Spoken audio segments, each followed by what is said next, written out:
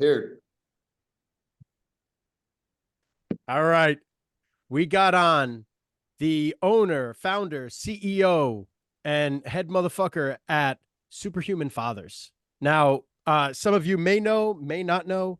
I mean, this shit has blown up. I mean, what do you have? You got 100,000 followers now? No, I'm stuck at 84 because I'm pissing people off. Well, we were at 83.7 for like 6 months because my content was getting a little thicker. I was getting a little more authentic. And so I had this massive drove of people leaving, but I had droves coming in. And so it would just stay right the same for like 6 months. And then we just like popped 84. I was like, yes, we crossed over. But I was like, fuck them, dude. Get them out of here. Just filtering through. Yeah. Yeah. I mean, the numbers, it's like a vanity metric. You know what I mean? Like all that matters is the people that actually believe in you and actually buy your product or like Yeah. partake and like actually are part of your community. You know, Yeah. that's the We only did shit our that first matters. we did our first million. I had like 2,000 followers, but they were diehard fucking good people that heard my message, you Mhm. know. How many members do you guys have now, Superhuman Fathers? Well, dude, we got up to like 750, and then I hit the whole thing with a baseball bat because I wanted to do something different. And so I raised my prices and did more of like a boutique style, like really specific target with an event. And so I did that all last year. Probably lost a couple million, but I don't give a fuck. I wanted to do it and it worked really well. Like as far as transformation, learned a fuck ton. And now I'm kind of coming back around again and putting the two styles together. This is like art. This is my art, bro. Like the money will come. It's just like, what is it that you want to create? And what do you put on this planet for, you know? So I'm just building the foundation for the future. So we're probably at like 400 or something. Three or And so, 400. Carl, then, talking about that, what are the offers then that you're offering to this niche market of dads and fathers? Yeah. So what I learned, man, is like I'm excelling just in my own personal development at such an incredible rate that it can be confusing to the guy that's like, hey, I can't get out of bed and I can't stop eating shit. And I'm like, let me tell you about the universe and all the secrets that I've found, you know, instead of just being like, oh, you're fat? Here, let's get you ripped. So I have a problem going to elevated conversations too much in my marketing. So I realized that like this month that I needed to come down to like simple in the beginning because that's what I had to do. So like very much like I've just shifted all my offers and my wife has become such a savage in her own right and is having all these transformations. And we had a bunch of couples we were working with. And those are our favorite, dude. When we can get a husband and wife to point towards transformation and just surrender to the process together, fuck, that's a change in a family. So now we have our front end offer, which is Superhuman Fathers Brotherhood. Then we have the Power Couple Plan, which is like an entry level for couples. I have an elevation, the Power Couple Playbook for couples to come play a much bigger, more intense game with us. And then I do one-on-ones as well. So I simplified it. Right before that, it was very complicated. I had like 6 offers. Mm-hmm. Yeah. Yeah. So what is it exactly that you end up doing? What's that? What is it exactly that you end up doing with your guys? Well, so like the idea is like you got to get disciplined. Like everything is around discipline. If I can't do what I say I'm going to do, then we can't do what is required in order to find the next level of ourselves. So fitness is such a good way to like give a guy some hope in himself and build some confidence in like, okay, I follow these simple steps over the long period of time and I get results. And so then we're trying to break the box that they're trapped in of what they can't do by giving them wins in domains across their life. And we found a lot that it goes from the body discipline to then they start looking at the rest of their life. They're like, shit, dude, like I need to learn business, or I'm only doing 150,000 a year. Like, why am I not a 7-figure business owner? You know, they start opening their mind, then they start looking at their relationship. So it goes either one of two ways, usually money or their marriage, and usually at the same time. So there's just like a lot of guys wake up when they find their discipline and they're like, I hate my fucking life. Like, my wife sucks. This sucks. My money game sucks. My relationship sucks. They're like, I've sex once a month. Like, fuck. So then they realize, like, dude, you can paint your own life the way you want. The problem is guys get stagnant, just like they get in their own fat, and they stop asking the question, what's working for me? Is this what I want? Because culture, their own self-beliefs, all this shit has just let them settle in the fucking mud. And once we open their eyes, a great war is at hand. It's time to fucking go. Well, it's like everyone who always knows about this term midlife crisis, but I don't know about you, Mike, but a lot of these younger athletes, they're going through like a quarter life crisis now, right? Like they're going through this, having these realizations much younger, like mid-20s sometimes, you know? Yeah, midlife realization, midlife awakening, you know? It's always fucking haters that call it a crisis, because this is somebody who's been stuck and finally sees they don't want to be stuck anymore, which is a beautiful fucking thing. But just like everything else, the world shits on that. But you get to the point where you're like, you know what? I'm done with this bullshit. I don't give a fuck what anybody thinks. Fuck my parents. Like, I'm out of this church that I've been going to my whole life. Like, I'm gonna pave my own way. And most guys find that, if ever, in their 40s, late 30s, 40s. They're just like, I'm done. So what is your role in all this? What are you doing? Well, pretty simple. Hey man, stop fucking lying. I don't lie. Okay, let me ask you some questions. I'll show them that they're a fucking liar. What else are we lying about? Oh shit. Start peeling back all the layers. I'm fake as fuck. I wear a mask. I'm hiding from myself. I'm inauthentic. I'm a people-pleasing bitch.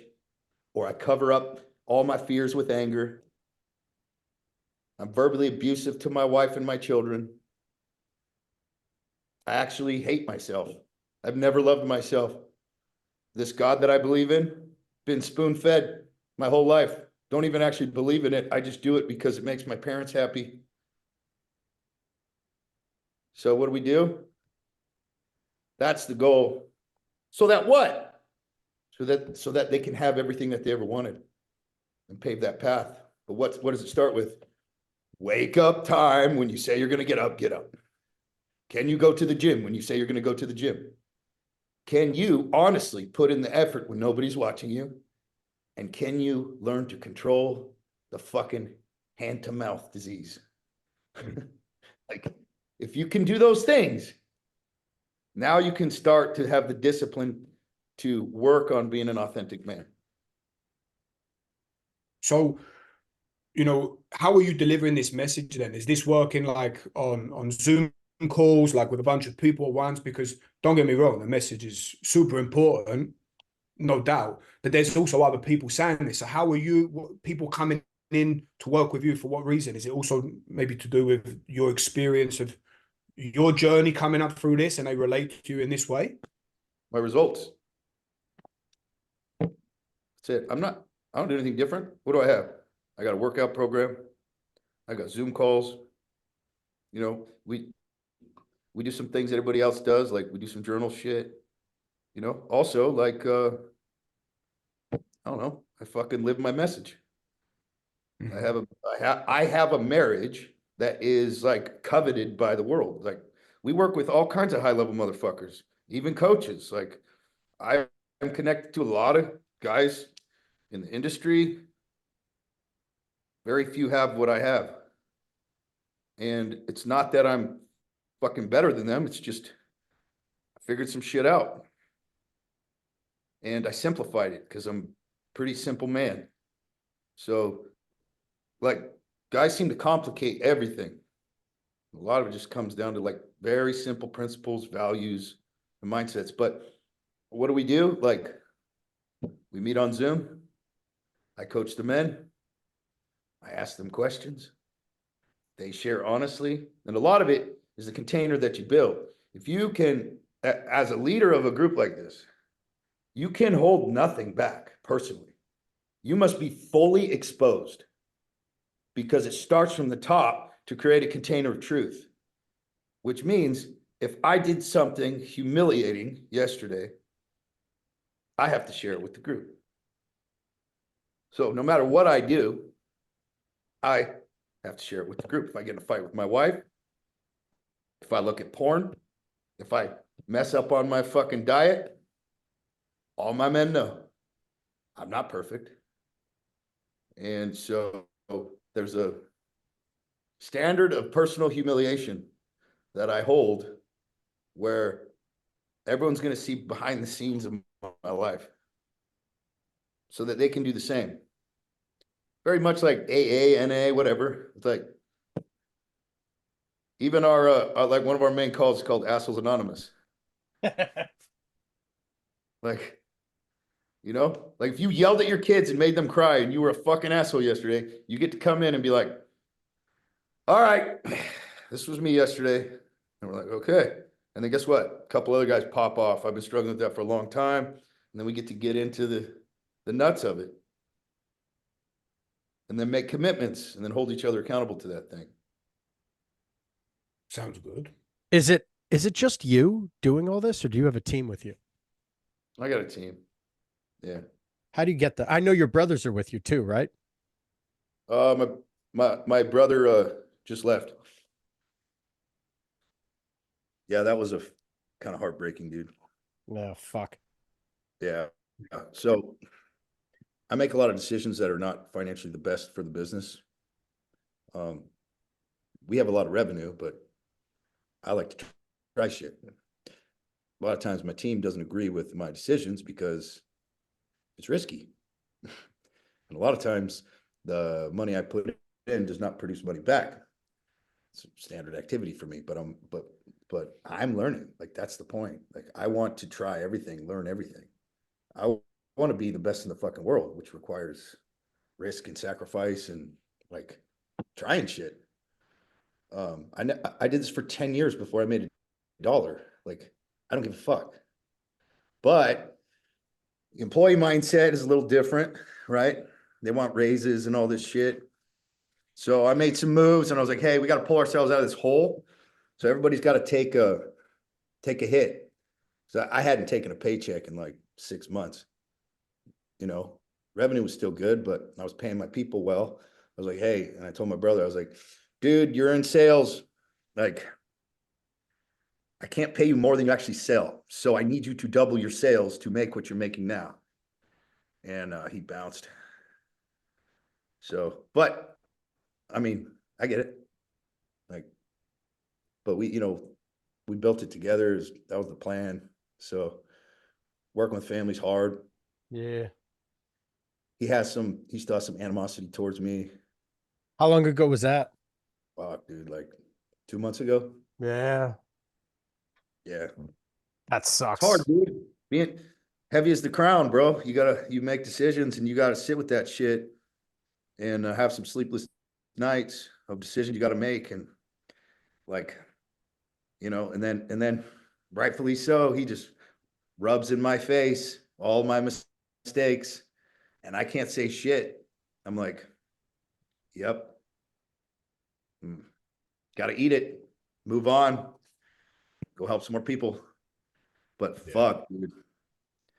Heavy. Yeah. So how do you find the guys that help you? They're all products of the product, dude. Everybody works for me has gone through my program. Everybody.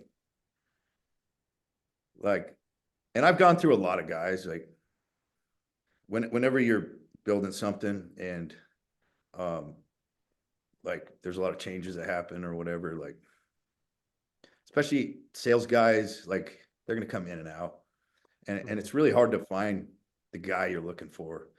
I mean, you'll go through 10 guys for the one you're looking for, but that guy's such a savage that eventually he's going to listen to the message enough to where he's like, I need to build my own shit. And you're like, I can't be mad at you for that. Like, that's what I've been telling everybody else. So, you know, your savages end up following your lead and becoming their own men, which I support them. And like, I'm happy for them, but it hurts because you got to adjust everything again. So this is something that's real common, and I see that with a lot of small businesses in my area, and they're not doing multi-millions. They'll do, you know, maybe 1 million, maybe 1.5 million. And a lot of it's based off of relationships, like let's say different sports schools, whether it's baseball, basketball lessons, whatever. And the one guy starts building a following, and he's real good. And he goes to the owner with an idea of, hey, how do I make more money? Right. Yeah. And I see that, and it's happened with me in my business too. And because I've seen it fail so many times, what happens is that person goes and leaves on his own. Then he's got the heavy heavy as a head that wears a crown, number one. And number two, he's going to be lucky to make the money that he was making with me or with that person, and he's doing it all on his own. So it's like, well, and rather than me or that one person lose all that revenue, well, what's the number you're looking for? And how are we going to make it work together? So like, I'm okay personally. You know, I've had these negotiations with a couple of my guys multiple times, and it's a tough conversation, but like, to be able to, do you ever hear game theory? God, that sounds familiar. No, what? So Tell game me about theory that. is life is a series of games and all these little games within games. And I'm really shitty at game theory, and I have a very, very broad strokes understanding of it. However, what's the name of the game? Is it helping as many people as possible? Is it making as much money as possible? Is it impacting as many lives on the coach's end as possible for your employees? Like, how, and if the name of the game is to make as much money as possible for both parties, then we're better off together. So let's come up with a way to make it work together. Unless I'm actually stifling you or you're actually stifling me. But if you're a true fucking savage, well, shit, we're going to fucking make more money together. So like, let's make it work. You know what I mean? And I don't think that approach is taken enough with a lot of small business owners. I've Yeah, seen it fail too much. I think I've fucked that up a lot. Just not understanding that concept, and even at times, like in the beginning, like I was like more kind of hypersensitive when I was criticized, you know, because like I'm like rising in power, and then like coaching clients talk shit, which it would like get me all riled up. So I'd just be on the attack. Like I'd go on a Zoom call and be like, fuck all of you. Like now I'm like looking back, I'm like, what the fuck, you psycho. And now like people will hit me up and they'll be like, hey, do you know so and so was saying that they're gonna leave and this and that? And I'm like, okay, it happens. It's they're entitled to their opinion. This is not a cult, nor is there any like they need to do what they need to do. And if they enjoy being here, great. If they don't, great. If they like me, great. If they hate me, it's okay. This is life. But that was like a progression for me in the beginning. Yeah. It's like when you first start getting hate on Instagram and you're just like answering every single comment, like, fuck you. Just like for like hours. They're attacking me. I'm like, wait, they're attacking me more. I'm going to kill them. It's like at some point, you be like, let it come. Yeah, but it's the arc of the business now. Like your business is helping all these guys to transform and progress, but actually probably the person that's transformed and progressed the most is yourself. That's probably why you did it, no? Bro, like when I realized that, I kind of hit my knees, dude. I was like, that was a very powerful realization that this whole thing, the greatest transformation will be my own. Mm. That was like straight whispered to my heart from God. And it was kind of like soul expansion is the whole purpose here, my friend. So ride the waves. And follow the promptings, no matter how illogical they are. They'll take you down a road of wisdom, learning, and understanding. And the cool thing is you get to help a lot of people along the way. You know, I had a coach ask me this question. It's kind of interesting because along this concept, he was like, who benefited most from the sacrifice of Jesus? And I was like, we did. He's like, really? Who benefited most? I couldn't answer the question. He goes, he did. He was glorified. He benefited most because he got what he wanted, which is to save mankind. He had the greatest transformation. I was like, it's kind of a mind-blowing idea. So he's just talking about transformation in leadership, which was just a really interesting concept to me. So, you know, I remember when you first came on the scene, and I shouldn't say first came on the scene, like maybe you had like 10,000 followers is when I saw your stuff and I started reaching out to you. And then we ended up being in the same the same coaching group together. And you ran an ad. Bro, that ad fucked. That ad was fucking awesome. It was like, hey, I'm Kyle Carnohan. I'm the founder of SuperHuman Fathers, and it started with my two brothers, and I got them fucking jacked, and now we're gonna get you fucking jacked. And it was just them being like, yo, like, we fucking love this. We live for this shit. And it was awesome. I loved it. And I remember going through your comment section and people being like, steroids, testosterone, whatever. And I would sit there, I'd be like, yo, fuck you. This guy's awesome. This guy's fucking doing it. Like, why you gotta hate on these fucking people? Like, dude, you used to get so much fucking hate for that shit. But like, how can you hate someone that's literally doing whatever they can to help people to the best of their ability through accountability, through lifting them up, through improving the quality of their life, improving their ability to communicate with their spouse and their children?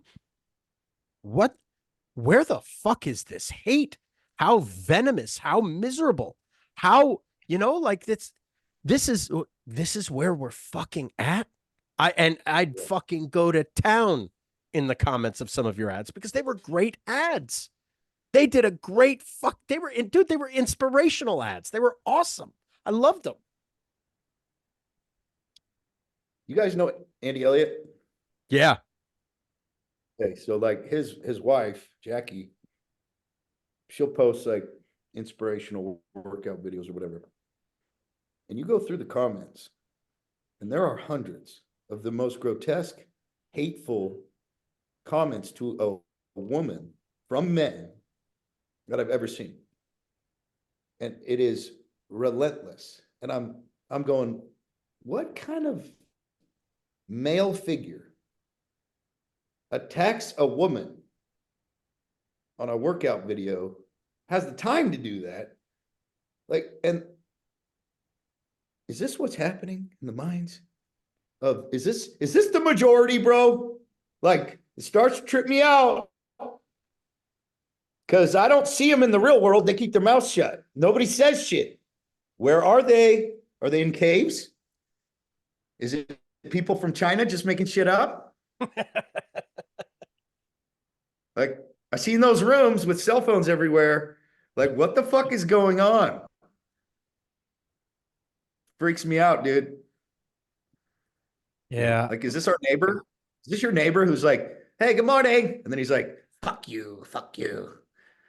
Yeah. But imagine what kind of world they live in if they feel that they even need to do that. How do you, like you said, how do you even have the time to do it? Alex, life is already so hard, right? Like, as like a pretty aware human who has good intent, can you imagine having that kind of evil in you? How hard life would be. Yep. Yep. Yep. Yeah, bonkers, no? Just bonkers. And that's the source. So every interaction that they're going through with the whatever, people that they're in their own family, every bit of content they're looking at when they're scrolling for 1,000 videos a day, what chemical reaction that's making in their body is petrifying, bro. You guys married? Yeah. Yeah.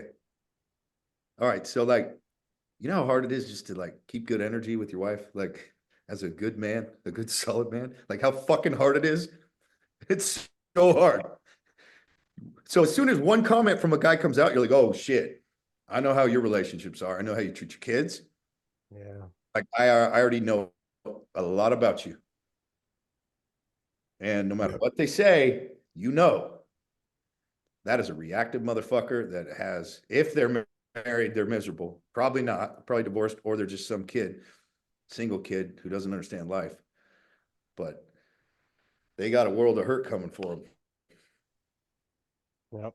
I just had this conversation today with one of my guys, and it's like a running joke at my gym and even throughout my life that I'm autistic. I don't know if it's a fucking joke, but I Real as a joke, I don't care, whatever. but there's one kid at my gym and he's an incredible baseball player. And at some point in his career, he may be one of the best hitters in the game because his ability to break things down, he's real fucking good, but he just thinks so much different. And he and I were talking about certain things, and I said, listen, and he was getting upset like of how people were perceiving things. I said, you need to understand that when it comes to you and me, we are in the minority on how people think. I'm not saying we're right. I'm not saying we're wrong, but we think, so as I've learned, as I've grown older, I do not think like everyone else. My mindset is Yep. substantially different. So I cannot expect people to think the way I think about things and to behave the way I behave. And to top it off, why? So you and I may vote for the same person, or we may get to the same location, but it doesn't mean that we had the same reasons behind doing it, you know? And when you are a top 1% or a bottom 1%, whatever the hell it is, you're very, very different from the norm. And you should not expect the rest of the world to behave like you. So like when you see the majority of the comments in a section, is that right? Well, that's how majority of people feel, but it's called the top 1% for a reason, because you think fucking different from the rest of the fucking world, because you behave different, because you perform different, whatever the activity it is. You're not on the bell curve. So if you find that you're on the bell curve with something, you better change some shit up. You better change shit up. That literally makes me feel almost emotional, what you just said, because I resonated with it so deeply, feeling like almost like an outcast, with who I am and the way I just talk and am. And at the same time, I think that's why I built what I built, because I wanted to put like the loudspeaker out, like, hey, are there any other weird motherfuckers out there? I'm over here, you know? And the thing with the internet and social media is amazing. It's like we fucking find each other. And it never would have been possible. You'd be in your tribe, just like they'd be like, yeah, that guy's weird. You'd just be the weird guy. That's like in your head, you're like, I think I have all the answers, but nobody sees what I see. You're just alone your whole life, and then you die in a fucking cave. But like here, like we get to connect and like find people that see what we see, and we're like, you see it? Holy shit! You know? Carl, how many people do you think dudes you've interacted with on this journey? How many people you reckon? Bro, because you got different levels, right? You got the ones that have like paid to work with me, which is like a little over 1,000. And then I have just guys that I've had calls with. So like I take calls with guys who reach out to me on Instagram, who's like, they're like, hey, I've never been suicidal before. And I'm like, give me your phone number. And I call them right away.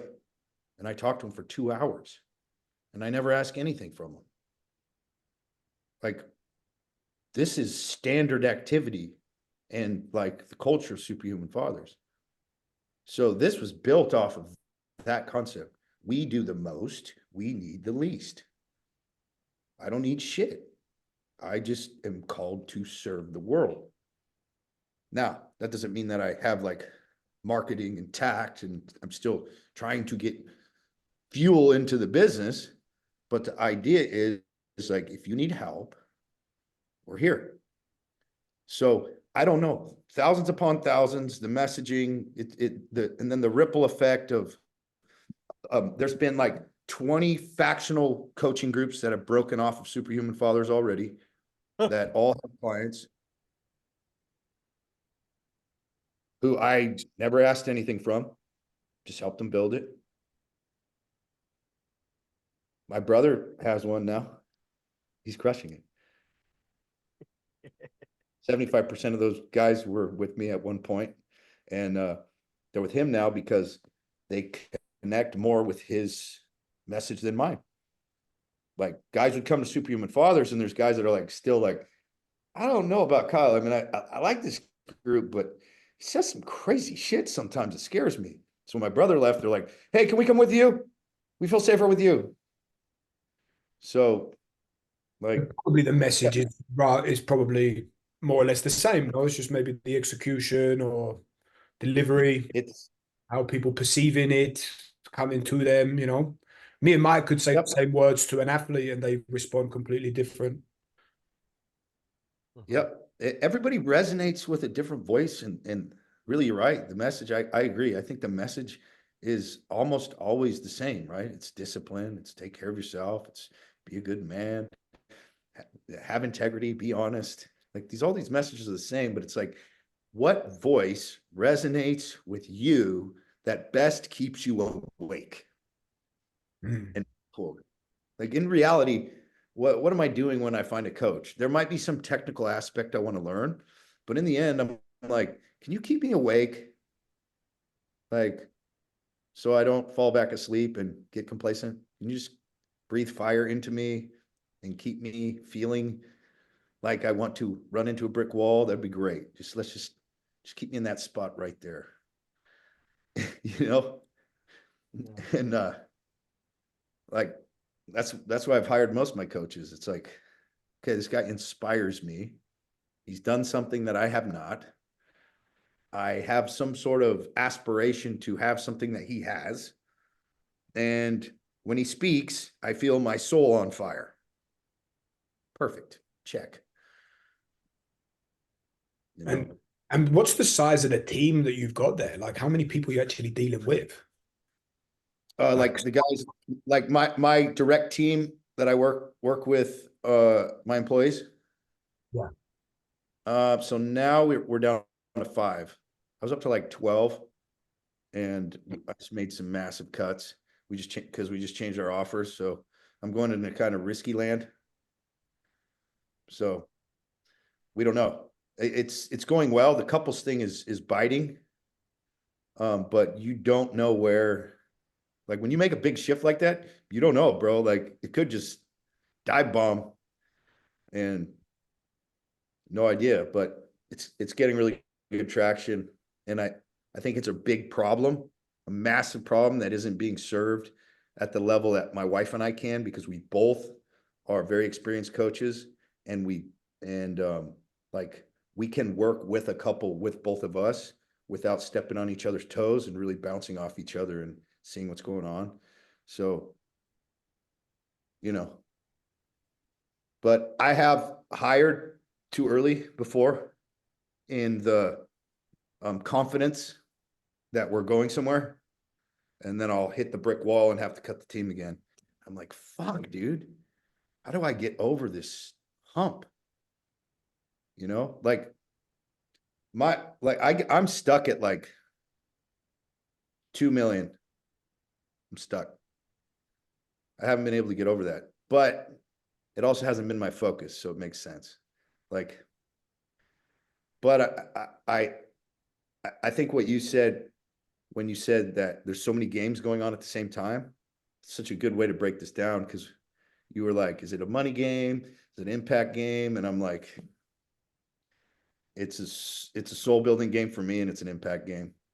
So with It that really game theory, little like the overview of it is you have two types of games. You have infinite games and you have finite games, right? So a finite game would be like an ice hockey game where there's a beginning, middle, and end, right? So we can say it started now and then the game's done. And I know have I won or lost the game.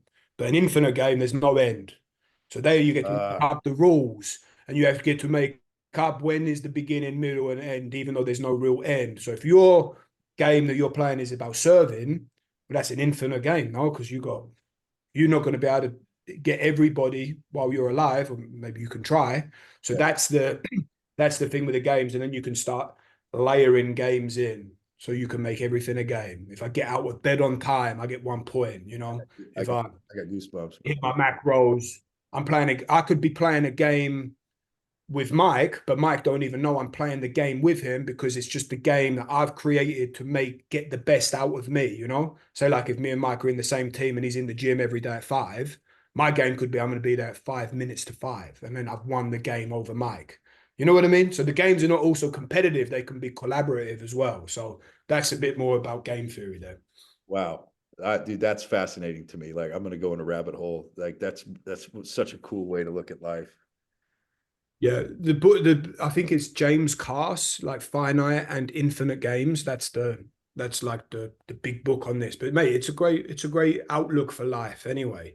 Yeah. When you were mentioning about, you know, you took a big risk, I think you said last year, and what was that then? Was that more of an experiential product that you were offering? Yeah. Right, sort of online? It really was a shrinking of the vision to a certain extent, but a deeper transformation. Because I knew, like, I'm a coach. I don't want to stand back and just have coaches get people ripped, right? Like, I could build this machine where I have thousands of people and then I have coaches that work with the people, but I'm a coach. I want to coach people, but I don't want to just coach people on fitness. I want to get into the dark corners of their life, and I want to get them to the edge of the cliff and have them see what it is that they want, and then the sacrifice that is required. And then I want to push them off the cliff and jump in there with them and then crawl our way out of the pit. I love this shit, but it requires a lot of time and attention. So I raised the prices. I shrunk the amount of time because it was a year. I think we were doing a year for like $6,000. And then I ended up dropping it to 3 months for 10,000 with a 3-day experience.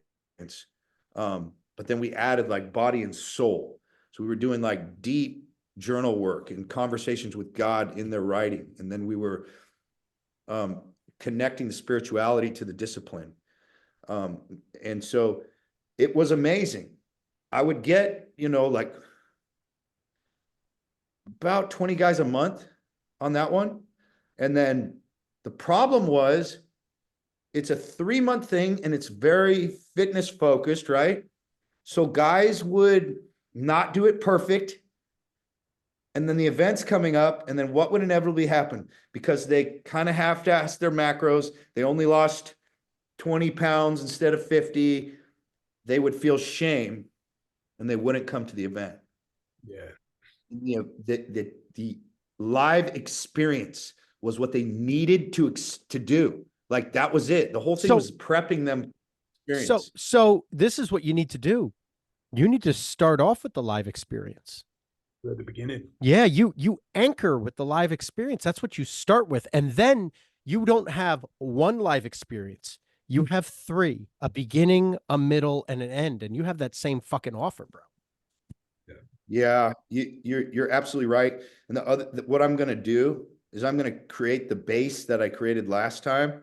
And in reality, looking back, I should have kept that option as just the brotherhood.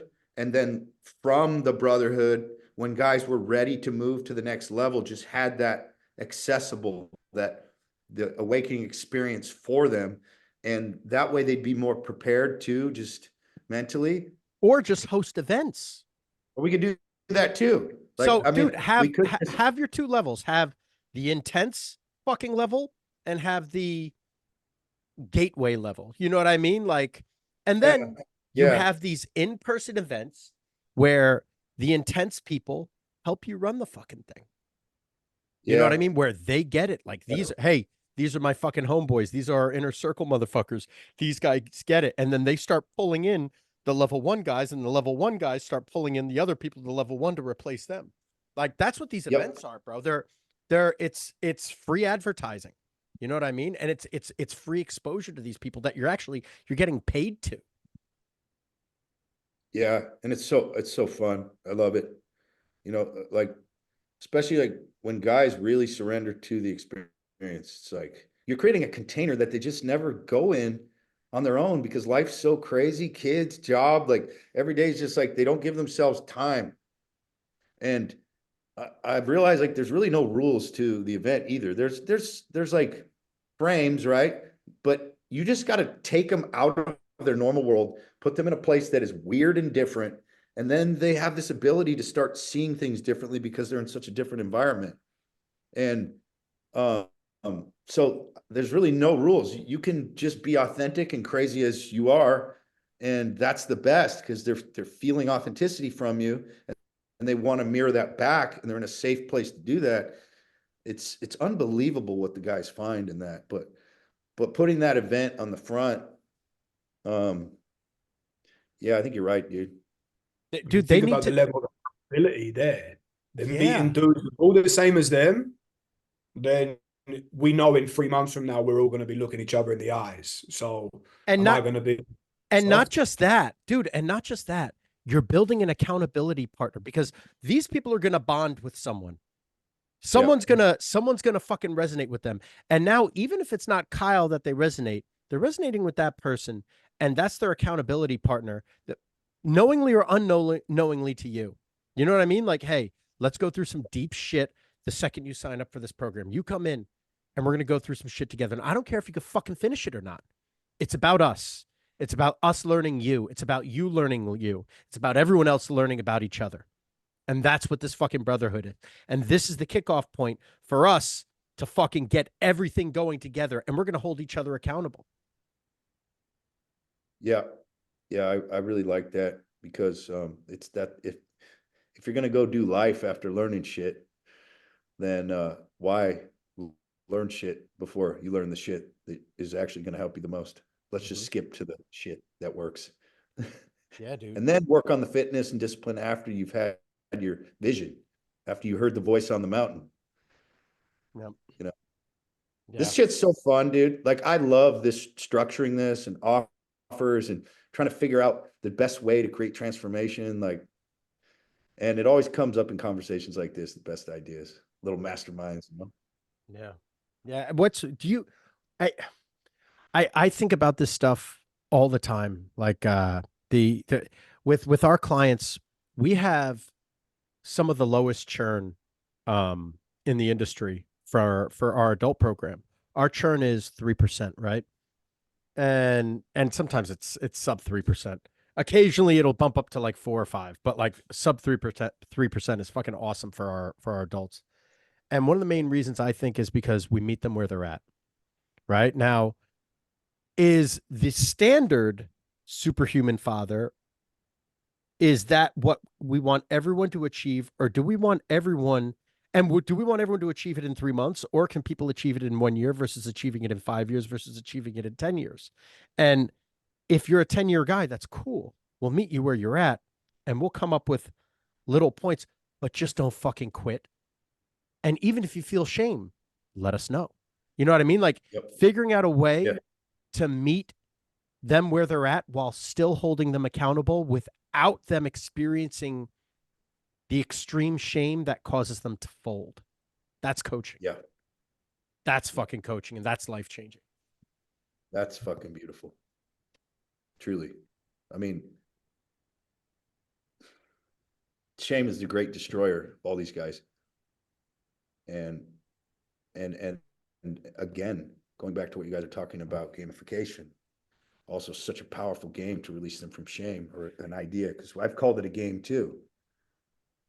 But when they get into that frame of mind, like there's no shame. If your guy dies, you just hit reset again. Like you're good. Get back up. Like, and the worst thing these guys can do is create an environment. Because I've done this too, where the environment gets too gets too hard and not enough empathy. And then guys start lying. And I'm like, well, this isn't going to work. We gotta open this up. So that balance between accountability and honesty, and the guys come in with enough shame already. Like I don't need to put more shame on you. Like you came in with plenty. In fact, we need to lessen that shit. That's beautiful, man.